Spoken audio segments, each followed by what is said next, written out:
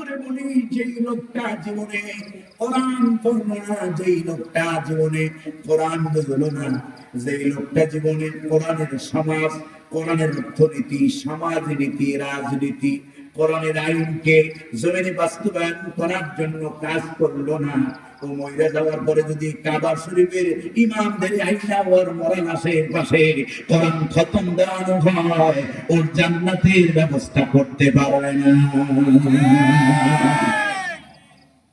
আল্লাহ রাব্বুল আলামিন কি বলেন শোনেন, তাহলে 2 নম্বর কোরআনের প্রতি দায়িত্ব হলো, আল্লাহ রাব্বুল আলামিন বলেন আফালা ইয়াতাদাব্বারুনাল কুরআনা ওয়ালাউ কানা মিন ইনদি গায়রিল্লাহ لوجدوا فيه اختلافا كثيرا الله মালিক বলছেন মধ্যে কেন তুমি সাজ দাও কোরআন, কেন তারা কোরআন নিয়ে গবেষণা করে না, চিন্তা করে না? তাহলে 1 নম্বরে পড়বে, 2 নম্বরে কোরআন বোঝাও।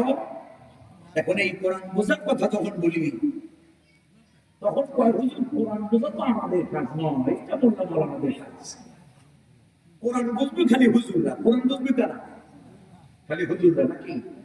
কোরআন বোঝাটা সমস্ত উম্মত মুসলমানের উপরে ফরজ করেছেন কে? আল্লাহ। শুধু হুজুরদের উপরে ফরজ নয়। দৃষ্টান্ত দেওয়ার জন্য বলি, উদাহরণ দিই, কোরআনে কারীমের ভিতরে হালাল হারামের আলোচনা আছে না নাই? আছে। এখন এই হালাল হারাম খালি মৌলবীর লাগবে, আপনাদের লাগবে না। কোরআনের ভিতরে স্বামী আর স্ত্রীর সম্পর্ক কি হবে সেই আলোচনা আছে না নাই? আছে। স্বামীর স্ত্রীর প্রতি, স্ত্রীর স্বামীর প্রতি দায়িত্ব কি, রেসপন্সিবিলিটি কি, এটা কোরআনের ভিতরে আছে না নাই? আছে। কোরআনের ভিতরে অর্থ ব্যবস্থা, অর্থনীতি, ব্যবসা করবেন সেটা হালাল পদ্ধতি না হারাম পদ্ধতি, এর বিস্তারিত বিবরণ কোরআনে আছে না নাই? আছে। এখন ব্যবসা খালি মৌলবীর দরকার নাকি? ভাইরা আমার, এই কোরআনের অর্থনীতি, সমাজনীতি, সমাজ পরিচালনার জন্য কি কি প্রয়োজন হবে এ কোরআনের ভিতরে আছে না নাই? এই কোরআনের মধ্যে রাজনীতির আলোচনা আছে না নাই? সব থাকলেও অন্তত এটা না, সব থাকলেও এটা না। আরে ভাই, তুমি কোরআনের রাজনীতি বিশ্বাস করতে না পারো, কোরআনের কোন প্রকার কোরআনের রাজনীতি নাই। নবীরা যদি রাজনীতি না করলেন, সুলাইমান আলাইহিস সালাম तमाम পৃথিবী শাসন করেছেন, ঠিক কি না?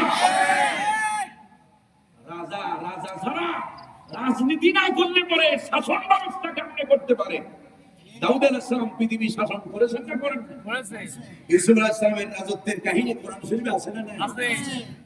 حتى نبينا حبيبنا خليلنا مرشدنا قدوتنا محمد رسول الله صلى الله عليه وسلم শুধুমাত্র মুহাম্মদ সাল্লাল্লাহু আলাইহি ওয়াসাল্লাম রিলিজ শুধুমাত্র ধার্মিক আধ্যাত্মিক নেতাই মুহাম্মদ সাল্লাল্লাহু আলাইহি ওয়াসাল্লাম নন। সুবহানাল্লাহ বলবেন? সুবহানাল্লাহ। সমাজ কেমনে সাজাতে হয়? মুহাম্মদ সাল্লাল্লাহু আলাইহি ওয়াসাল্লাম রাষ্ট্রপতি ছিলেন না ছিলেন না? মুহাম্মদ সাল্লাল্লাহু আলাইহি ওয়াসাল্লাম হুদায়বিয়ার সন্ধির মাধ্যমে কাফেররা পর্যন্ত মুহাম্মদ সাল্লাল্লাহু আলাইহি ওয়াসাল্লামকে মদিনা রাষ্ট্রের সর্বশ্রেষ্ঠ লিডার বলে তারা by hook or crook, directly আর ইনডাইরেক্টলি তারা মেনে নিয়েছে। সুবহানাল্লাহ বলবেন? ভাইরা আমার, তবে কোরআনের রাজনীতি কেন অনেকের পছন্দ হয় না? এই কোরআনের রাজনীতির কথা হলো, কোরআনের রাজনীতির একজন ছাত্র হলেন হযরত আবু বকর। নাম কি? হযরত আবু বকর কোরআনের রাজনীতি যখন করলেন, ও রাজনীতি করার কারণে দিতে দিতে দিতে দিতে দিতে সব দিয়েছেন। হযরত আবু বকর সিদ্দিক রাদিয়াল্লাহু তাআলা আনহু তাবুকের যুদ্ধের দামামা যখন বেজে উঠেছে, মুহাম্মদ সাল্লাল্লাহু আলাইহি ওয়াসাল্লাম জিহাদের সামানা কালেকশন করছেন। হযরত আবু বকর সিদ্দিকের বেলা যখন আসলো, রাসূলুল্লাহ বললেন, আবু বকর ওমর সম্পদের 50% দিয়েছে, ওসমান 70টা উট দিয়েছে, আর এই অমুক এই দিয়েছে, এই দিয়েছে। আবু বকর তুমি কি নিয়ে আসছো? সুবহানাল্লাহ বলবেন? হযরত আবু বকর বলেন, ছোট্ট একটা পুটলার সামনে আগায় দিয়া হযরত আবু বকর বললেন, ইয়া রাসূলুল্লাহ, ইয়া হাবিবাল্লাহ, ওয়াল্লাহি তাল্লাহি আমি আবু বকরের ঘরের ভিতরে আল্লাহ আর আল্লাহ রসুলের ভালোবাসা ছাড়া জাগতিক সম্পদ বলতে কোনো কিছু আর ঘরে নেই। এই হলেন মোহাম্মদ সাল্লাল্লাহু আলাইহি ওয়াসাল্লামের পলিটিক্যাল স্টুডেন্টের নাম। একজন নাম কি? তিনি খলিফা হলেন। কি হলেন? মোহাম্মদ সাল্লাল্লাহু আলাইহি ওয়াসাল্লামের হাতে গড়া রাজনীতিবিদ পলিটিক্যাল পার্সন হলেন খলিফায়ে আরবা। সুবহানাল্লাহ বলবেন। খলিফায়ে আবু বকর, ওমর, ওসমান, আলী রিদওয়ানুল্লাহি তাআলা আলাইহিম আজমাইন। হযরত আবু বকর যেদিন খলিফা হলেন, প্রেসিডেন্ট হলেন, ইসলামিক প্রজাতন্ত্রের খলিফা যেদিন হলেন, হযরত আবু বকর সিদ্দিক রাদিয়াল্লাহু তাআলা পোটলা মাথায় নিয়ে ছুটছে। প্রতিমধ্যে হযরত ওমরের সাথে দেখা। হযরত ওমর বলছেন, আমিরুল মুমিনিন, মুসলিম শাসকদের উপাধি হয় আমিরুল মুমিনিন। বলছেন, আমিরুল মুমিনিন আপনি যান। এই দুপুরে প্রচন্ড রোদ্রে আপনি কোথায় ছুটছেন? গাট্টি পোটলা নিয়ে, বোঝা নিয়ে কই যান? হযরত আবু বকর যে জবাবটা দিলেন, বললেন, ভাই ওমর, আমার ছেলে আব্দুল্লাহর মা আজকে কয়দিন যাবত আমার ঘরের চুলায় আগুন জ্বলে না। আমি যদি সামান্য ব্যবসা যা করতাম যদি না করি, তাহলে কেমনে আমি তাদের মুখে খাবার তুলে দেব? রাসূলুল্লাহ সাল্লাল্লাহু আলাইহি ওয়াসাল্লাম কেমন রাজনীতি শিক্ষা দিলেন? হযরত ওমর বললেন, আমিরুল মুমিনিন, সর্বনাশ, আপনি হলেন ইসলামিক প্রজাতন্ত্রের খলিফা, এত বড় মহান দায়িত্ব আপনার কাঁধে। আপনি যদি ব্যবসার কাজে সময় দেন, তাহলে এই ইসলামী আমানতের কি হবে? হযরত ওমর ইবনে খাত্তাব রাদিয়াল্লাহু তাআলা আনহু মজলিসে শুরা পরামর্শ করলেন। হযরত আবু বকর সিদ্দিক রাদিয়াল্লাহু তাআলা আনহুর জন্য স্টেট ট্রেজারি থেকে, রাষ্ট্রীয় কোষাগার থেকে কিছু তার জন্য বেতন হিসেবে কিছু নির্ধারিত হলো। এমনকি ইতিহাসে আসছে, হযরত আবু বকর সিদ্দিক রাদিয়াল্লাহু তাআলা আনহু যখন ইন্তেকাল করেছেন, ইন্তেকালের পূর্বে আম্মা জান আয়েশাকে লিখে বলেছেন, আমি যা এনেছিলাম তা সব আমার সম্পদ থেকে কেটে দিয়ে রাষ্ট্রীয় সম্পদে ফিরে এলো। সুবহানাল্লাহ। রাসূলুল্লাহ রাজনীতি কেন ভালো লাগে না? আর বর্তমান আধুনিক মডার্ন পলিটিক্স হচ্ছে কে কত নেতা হওয়ার আগে কিচ্ছু ছিল না, ছিল আল হুফাত আল উলা, নগ্ন পদমস্তক, পায়ে জুতা দেওয়ার মতো ক্ষমতা ছিল না। নেতা যখন পড়ে গেল, এরপরে বেগম তারাও পড়ে গেল। ঠিক কি না? আঙ্গুল ফুলে কলা গাছ আছে না? কত পত্রিকায় আমরা কত কিছু দেখি, জাতীয় পত্রিকায়। সম্মানিত হাজিরিন, ওই রাজনীতি মুহাম্মদ সাল্লাল্লাহু আলাইহি ওয়াসাল্লাম শেখান নাই বলে আজ মুহাম্মদ সাল্লাল্লাহু আলাইহি ওয়াসাল্লামের রাজনীতিকে অনেকে সহ্য করতে পারে। তাহলে মুহাম্মদ সাল্লাল্লাহু আলাইহি ওয়াসাল্লামের জীবনে রাজনীতি আছে না? না। তাহলে কোরআনের ভিতরে রাজনীতি, অর্থনীতি, সমাজনীতি, সায়েন্স, বিজ্ঞান, চিকিৎসা আছে না? নাই। আল্লাহ রাব্বুল আলামিন কি বলেন? রাব্বাকাল মুলাম্মাম فرقنا في الكتاب من شيء। আল্লাহু আকবার। আমি যে কথাগুলো বলছি, এই কথাগুলো বাসায় যাইয়া রেকর্ড হবে। বাসায় যাইয়া তরজমা মিলাবেন, তাফসীর মিলাবেন। এই যোগ্যতা থাকতে হবে মুসলমানের জন্য। খালি শুনবো আমার জীবন বলবো, খালি বললাম আমার বক্তাও জিজ্ঞেস করে ঠিক কি না, আমরাও বললাম ঠিক, কিন্তু কি যে ঠিক কইছি এইটা নিজেও বুঝি না। এই জন্য কোরআনের আলোচনা শোনার জন্য ন্যূনতম ইলম প্রয়োজন। কথা বুঝতে পারছেন? খারাপ লাগতেছে আপনাদের? আমি কাউকে ধরে রাখার জন্য কোনো কিছু, আমি সঙ্গীত গাই না, আমি I am not a political person, তথাকথিত কোনো রাজনীতি আমি করি না। তবে কোরআনে কারীমের ছাত্র হিসেবে, নগণ্য ছাত্র হিসেবে যা বলা তা বলতেই হবে। ঠিক কিনা? This is the universal truth. Al-Haqqu murrun. হক সবসময় টিকে থাকে। হক সবসময় কি লাগে? সবার কাছে মিডিয়া লাগবে, এটা আমি কামনা করি। আল্লাহ তাআলা বোঝার তৌফিক দান করেন বলি আমি। তাহলে 1 নম্বরে কোরআন পড়তে হবে, 2 নম্বরে কোরআন বোঝা ফরজ করেছেন কে? আল্লাহ। শুধু আলেম না, সকলের উপরে কোরআন বোঝা কি? তবে হ্যাঁ, ব্যাপার হলো এখানে আলেম হওয়া সকলের জন্য ফরজ নয়, কিন্তু কোরআন বোঝা সকলের জন্য কি? ফরজ। আলেম হলো কোরআনের, আমাদের শরীরের সমস্যা হলে পড়ে, মনে করেন আপনার বুকে ব্যথা, হার্টে প্রবলেম, আপনি হার্ট স্পেশালিস্টের কাছে যান না যান না? আপনার বুকের ভিতরে অন্য সমস্যাও থাকতে পারে, এই জন্য চেস্ট স্পেশালিস্ট, চেস্ট মেডিসিনের কাছে যান না যান না? আপনি অথবা আপনার ব্রেনটে সমস্যা, আপনি নিউরোলজিস্টের কাছে যাই না? বিভিন্ন সময় বিভিন্ন ডাক্তারের কাছে যাই প্রয়োজনে। সম্মানিত হাজিরিন, উলামায়ে কেরাম হলো শরীয়তের ডাক্তার। কিসের ডাক্তার? শরীয়তের ডাক্তার। এই জন্য কোরআন বুঝতে যাইয়া বাঁচবো যেখানে, বুঝবো না যেখানে, যাবো আলেমদের কাছে, যাবো সেখানে। কথা বুঝতে পারছি? আল্লাহ বোঝার তৌফিক দান করুন। 3 নম্বর, তাহলে 1 নম্বরে পড়ার কথা, 2 নম্বরে বোঝার কথা, 3 নম্বর কোরআনের প্রতি মুসলমানদের লাস্টলি আর ফাইনালি দায়িত্ব আর কর্তব্য হচ্ছে যা পড়বো, যা বুঝবো, তা দিয়া ব্যক্তি, পরিবার, সমাজ, রাষ্ট্র, অর্থনীতি, সমাজনীতি, রাজনীতি, গোটা জীবন কোরআন দিয়ে সাজানো মুসলমানদের উপরে ফরজ করেছেন কে? আল্লাহ। আল্লাহ রাব্বুল আলামিন কি বলেন? আল্লাহ রাব্বুল আলামিন বলেন, فمن تبع هداي فلا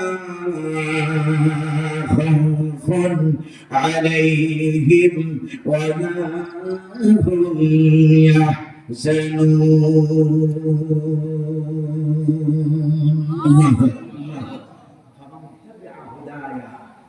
কোরআনের একটা নাম আছে হুদায়। কোরআনের নাম কি?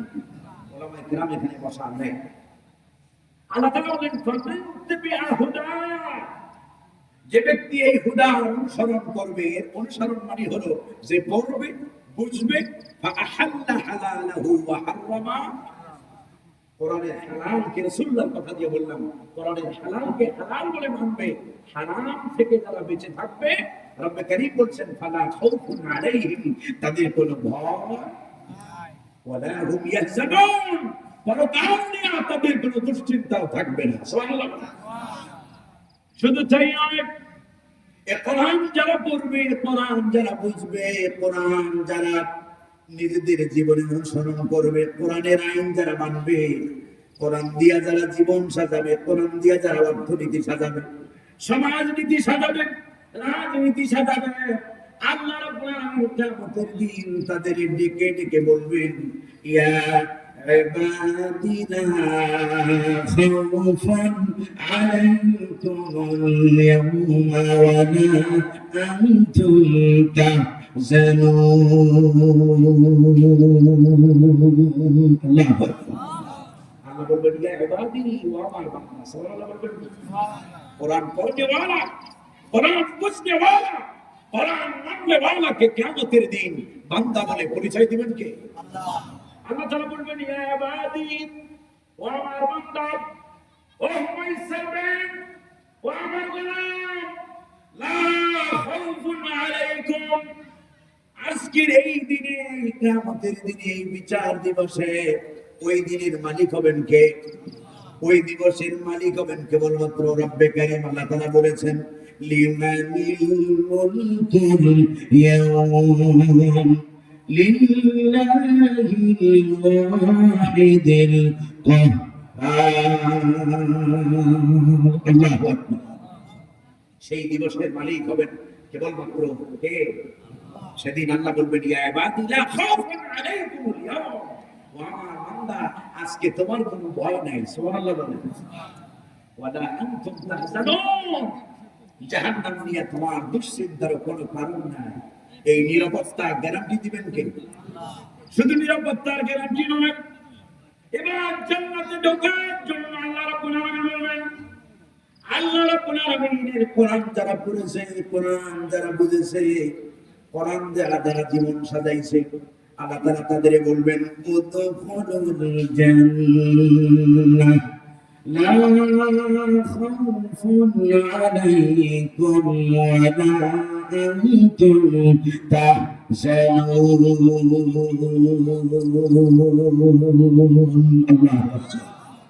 আল্লাহ বলবেন, এন্টার দ্য প্যারাডাইস। সুবহানাল্লাহ। আসতে বলেন।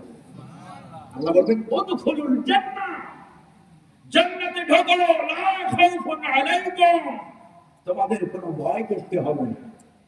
সুবহানাল্লাহ বলবেন। সুবহানাল্লাহ। সেদিন আমাদের অভিভাবক হবেন কে? আল্লাহ।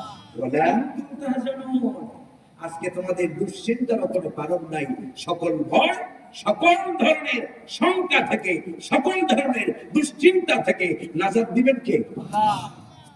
এই ধরনের সুসংবাদ পাওয়ার জন্য কাজ করতে হবে কয়টা? তিনটা কাজ মনে থাকবে আপনাদের। ওয়াজ যদি করে নাও শুনেন, এই তিনটা কথা যদি পকেটে নিয়ে চলে যান, ইনশাআল্লাহ এই তিনটা কথা যদি অনুযায়ী চলেন, আমাদের নাজাতের জন্য যথেষ্ট করে দিবেন কে? আল্লাহ। তাহলে এক নম্বরে কোরআন শিখতে হবে, কোরআন বুঝতে হবে, 2 নম্বর, 3 নম্বরে কোরআন অনুযায়ী জীবন যাপন করতে হবে। এখন অনেকে আছে এই বয়সে কি কোরআন পড়া সম্ভব? বয়স 60 হয়ে গেছে, 70 হয়ে গেছে। আমি বলবো 100% পসিবল, এটি সম্পূর্ণ সম্ভব। এই কোরআন যখন নাজিল হচ্ছিল আকাশ থেকে, তখন একজন সাহাবী, নাম তার সালমান ফারিসি। নাম কি? সালমান ফারিসি রাদিয়াল্লাহু তাআলা। বাড়ি আরবে নয়, তার ভাষা আরবি নয়। নামের ভিতরে বাড়ির কথা আছে না? নামে আছে ফারিসি সালমান। তার বাড়ি হলো পারস্যে, সে ইরানে। তার ভাষা হলো ফার্সি ভাষা। এ কোরআন যখন নাজিল হয় তার বয়স 150 বছর। 100, এই 150 বছরের সাহাবী 150 বছর বয়সে কোরআন পড়লেন, কোরআন বুঝলেন, কোরআন প্রতিষ্ঠার জন্য জীবনের সব সময়টা উজাড় করে দিয়ে দুনিয়া থেকে আল্লাহর সন্তুষ্টির সার্টিফিকেট নিয়ে দুনিয়া থেকে বিদায় নিলেন। কোরআন বুঝার জন্য সহজ করে দিয়েছেন কে? আল্লাহ রাব্বুল আলামিন। ওয়ালাকাদ ইয়াসসারনা আল-কুরআনা লিয-যিকরি ফাহাল মিন মুদ্দাকির। ওয়াও এবং লাম এবং কা। লাম আর কা, এটাকে আরবি গ্রামারে উলামায়ে কেরাম যারা আছেন তারা বলছেন হুরুফে তা'কিদ বলা। কি বলা হয়? হুরুফে তা'কিদ। এটা আসে আবশ্যকতার জন্য। আল্লাহ তাআলা বলেন ওয়ালাকাদ ইয়াসসারনাল কুরআনা লিয-যিকর, আমি এই কোরআনকে উপদেশ নেওয়ার জন্য নাযিল করেছি। সুবহানাল্লাহ বলবেন। আমি এই কোরআনকে উপদেশ গ্রহণের জন্য অত্যন্ত সহজ করে দিয়েছি। কোরআন সহজ করে দিলেন কে? আল্লাহ। ওয়ালাকাদ ইয়াসসারনাল কুরআন, আল্লাহ বলেন অবশ্যই অবশ্যই আমি কোরআনকে সহজ করে দিয়েছি। সুবহানাল্লাহ। তাহলে কোরআন কঠিন না সহজ? কোরআনকে যারা কঠিন মনে করবে তারা একটা কবিরা গুনাহ করবে। কি গুনাহ? কারণ আল্লাহ বলেছেন অবশ্যই অবশ্যই সহজ। আপনি যদি বলেন অবশ্যই অবশ্যই কঠিন, তাহলে আল্লাহর বিপরীত হলো না? হলো না? কোরআন যে সহজ, এটা বোঝার জন্য মামাবাড়ি দিল্লি যেতে বলবো না। কোরআন যে সহজ, এটা বোঝার জন্য ঘরের পাশে থাকা 3 বছরের বাচ্চা, 4 বছরের বাচ্চা ভালো করে কথা বলতে পারে না, নিজের প্রয়োজনের কথাটাও বলতে পারে না, কিন্তু এই 3 বছর 4 বছরের বাচ্চা কোরআনের হাফেজ বাংলাদেশে আছে না? তাহলে কোরআন সহজ না কঠিন? সম্মানিত হাজিরিন, এবার আমার আল্লাহ কি বলেন? রব্বে কারীম বলেন ইন্না আনসালনাহু কুরআনান আরাবিয়্যান লাআল্লাকুম তা'কিলুন। আল্লাহু আকবার। আল্লাহ তাআলা বলেন ইন্না আনসালনাহু কুরআনান আরাবিয়্যান, নিশ্চয়ই আমি কোরআনকে আরবিতে নাযিল করেছি। কোন ভাষায়? লাআল্লাকুম তা'কিলুন, যেন তোমরা বুঝতে পারো। সুবহানাল্লাহ বলবেন না? আপনাদের মনোযোগ কি অন্যদিকে? আমি কথা বলতেছি কার? কথা বলতেছি কার? সুতরাং এখানে যদি বেয়াদবি করেন অন্যদিকে মনোযোগ দেন, বেয়াদবিটা আমার সাথে হবে না, হবে কার সাথে?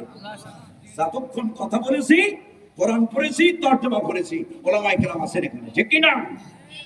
তাহলে আল্লাহ রাব্বুল আলামিন বলেন নিশ্চয়ই আমি কোরআন নাযিল করেছি আরবি ভাষায়। কেন নাযিল করেছি?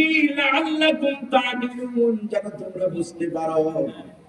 এখন একটা প্রশ্ন জাগতে পারে যে আমরা হলাম বাংলা ভাষার মানুষ, কোরআন নাযিল হয়েছে আরবি ভাষায়, আবার আল্লাহ বলেছেন লাআল্লাকুম তা'কিলুন, যেন তোমরা বুঝতে পারো, জ্ঞান নিতে পারো, জ্ঞান আহরণ করতে পারো। তাহলে এই কথার মানে কি? এর তর্জমা হলো, এর ব্যাখ্যা হলো, এর অ্যানালাইসিস হলো এই: তামাম পৃথিবীর সমস্ত ভাষাবিদেরা ভাষাবিদ যারা ভাষা নিয়ে ভাষাতত্ত্ব নিয়ে যারা কাজ করেন, ভাষা নিয়ে যারা রিসার্চ করে গবেষণা করেন, পৃথিবীর সমস্ত ভাষাবিদেরা এই কথা স্বীকার করেছে এই পৃথিবীতে যত ভাষা আছে সব চাইতে অতি অল্প সময়ে যে ভাষাটা মানুষ আত্মস্থ করতে পারে, কণ্ঠস্থ করতে পারে, হৃদয়ঙ্গম করতে পারে, অল্প সময় বুঝতে পারে, সেই ভাষার নাম হলো আরবি ভাষা। সুবহানাল্লাহ বলবেন। একটা ছোট্ট শিশু, ওর বাংলা অনেক শব্দ উচ্চারণ করতে পারে না, কিন্তু দেখা যায় 3 বছরের বাচ্চা কোরআন কারীম ছোট্ট একটা কায়দা শিখে কোরআন কারীম গোটা কোরআনকে এই আলিফ সূরা ফাতিহা থেকে আলহামদুলিল্লাহি রাব্বিল আলামিন থেকে মিনাল জিন্নাতি ওয়ান নাস পর্যন্ত পড়ে যায়, একবারও ধোঁকাও খায় না। ঠিক কি না? সম্মানিত হাজির, এই জন্য কোরআন কারীম সহজ করলেন কি আল্লাহ। আল্লাহ তাআলা আমাদের বোঝার তৌফিক দান করেন।